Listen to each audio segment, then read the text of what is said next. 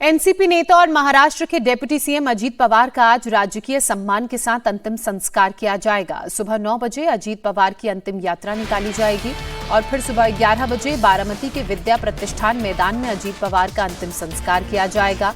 अंतिम संस्कार में शामिल होने केंद्रीय गृह मंत्री आज बारामती पहुंचेंगे। डिप्टी सीएम अजीत पवार के निधन पर महाराष्ट्र सरकार ने 3 दिन के राजकीय शोक का ऐलान किया है और जिस अस्पताल में अजीत पवार के पार्थिव शरीर को रखा गया है उसके बाहर भी बड़ी संख्या में कार्यकर्ताओं का हुजूम लगा हुआ है। हर किसी की चाहत यही कि अजीत पवार की अंतिम यात्रा में वो शामिल हों और एक नज़र अजीत पवार को वो अंतिम बार देख सकें। अजीत पवार के घर के बाहर से हमारे सहयोगी समीर भीसे इस वक्त हमारे साथ जुड़ चुके हैं। इसके अलावा हमारे तमाम सहयोगी लगातार बने हुए हैं। दिनेश से अभी हमने बात की। दिनेश ने उन लोगों से बात की जो अजीत दादा के करीबी हैं, कार्यकर्ता हैं। समीर भीसे का मैं रुख कर लेती हूँ। समीर, अजीत पवार के घर के बाहर किस तरह की तस्वीरें हैं? जाहिर सी बात है वहां पर भी बड़ी संख्या में कार्यकर्ता जो आम लोग हैं वो जुट रहे होंगे। बिल्कुल ज्योत्सना, यहाँ पुलिस का पूरी तरह से बंदोबस्त है और साथ ही जो यहाँ के आसपास के जो लोग हैं उनसे अजीत दादा के अंतिम दर्शन के लिए यहाँ भी पहुँच रहे हैं। लेकिन चूंकि अजीत पवार का काटेवाड़ी का यानी कि पवार फैमिली का पुराना घर है, यहीं पे पहले पवार फैमिली रहा करती थी।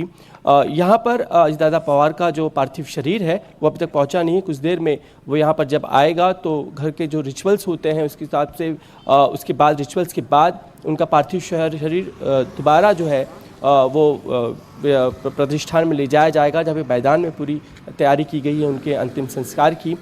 लेकिन यहाँ पे पूरी तरह से फैमिली के जो लोग हैं वो यहाँ पर आए हुए हैं। पूरा परिवार जो है, पवार परिवार, वो यहाँ पर जुटा हुआ है।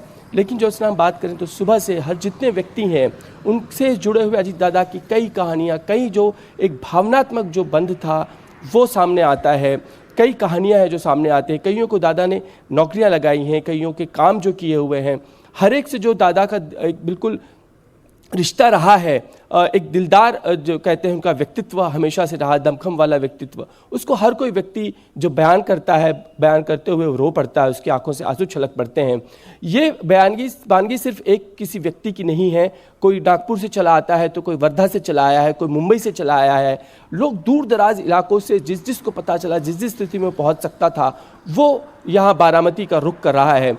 ज्योत्सना, क्योंकि बहुत बड़ा लॉस है महाराष्ट्र के लिए और एक भारत की राजनीति के लिए कहें खास तौर पर, क्योंकि जिस तरीके से उन्होंने एनडीए को ज्वाइन किया था, वो पहले भी सरकार में बने रहे हैं, उसके बाद फिर उन्होंने महायुति सरकार में यानी कि महागठबंधन जो महाराष्ट्र का है उसमें वो वित्त मंत्री के तौर पर, क्योंकि खास तौर पे अभी तो बजट जो है फरवरी का आना है राज्य सरकार का, उसकी भी तैयारी वो कर रहे थे। एक और चुनावी मैदान में वो लगातार प्रचार कर रहे थे और उसके साथ ही बजट भी उन्हें पेश करना था। तो उन पर काफ़ी जिम्मेदारी और काफ़ी काम था उनके साथ साथ, और वो लगातार उनका दिनक्रम जो है जिसके बारे में हर कोई व्यक्ति कहता है कि अजीत दादा से अगर मिलना है तो सुबह 6 बजे से 5 बजे से उनका दिन शुरू हो जाता था।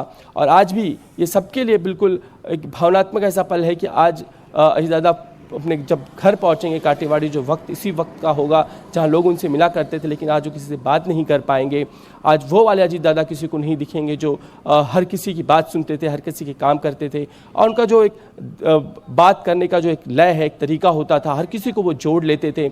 हर किसी की बातों को सुनना और उससे भावनात्मक रूप से जुड़ जाने वाले अजीत दादा अब उन्हें दिखाई नहीं देंगे। हर एक व्यक्ति जो है उनकी एक झलक एक बार देख लेने के लिए जो है वो आतुर है, क्योंकि हर एक के पास जो है अजीत दादा पवार की कई किस्से, कई कहानियां हमें सामने आती है। कई लोगों से हमने जब कल हम बात कर रहे थे, जितने लोग हमसे हम बात कर पाए, कईयों को तो उन्होंने अजीत दादा ने एक फ़ोन कॉल किया और उनका एडमिशन का काम हो गया। एक महिला हमें बुज़ुर्ग महिला मिली ज्योत्सना, जिसे कुछ दिनों पहले ही उसके घर में कोई नहीं है, मतलब उनके कोई पति है न बच्चे हैं। बुज़ुर्ग महिला थी, लगभग उसके 50 से 55 की उम्र में जो है, उसे नौकरी लगाई उन्होंने और कुछ दिनों में उनको परमानेंट करने की बात चल रही थी, कॉन्ट्रैक्ट पे चल रही थी। तो ये जो है वो महिला बात करते हुए फक कर रोक पड़ी। ऐसे कई लोग हैं। वो युवा भी हमें मिला जो वर्धा से चला आया था, सिर्फ इसलिए, जो काफ़ी दूर है यहाँ से, बारामती से वर्धा जो विदर्भ का इलाका है, सिर्फ अजीत दादा के दर्शन करने के लिए चला है। क्योंकि एक बार अजीत दादा से मिला था मंत्रालय में, उस वक्त उन्होंने उस अजीत दादा ने उससे कहा था कि मैं ही नहीं, तुम भी मेरे प्रेरणा स्थान हो, तुम ही लोगों से मुझे ऊर्जा मिलती है और मैं काम करता हूँ। तो इस तरह का जो युवा वर्ग है वो भी अजीत दादा से बिल्कुल कनेक्ट करता था ज्योत्सना।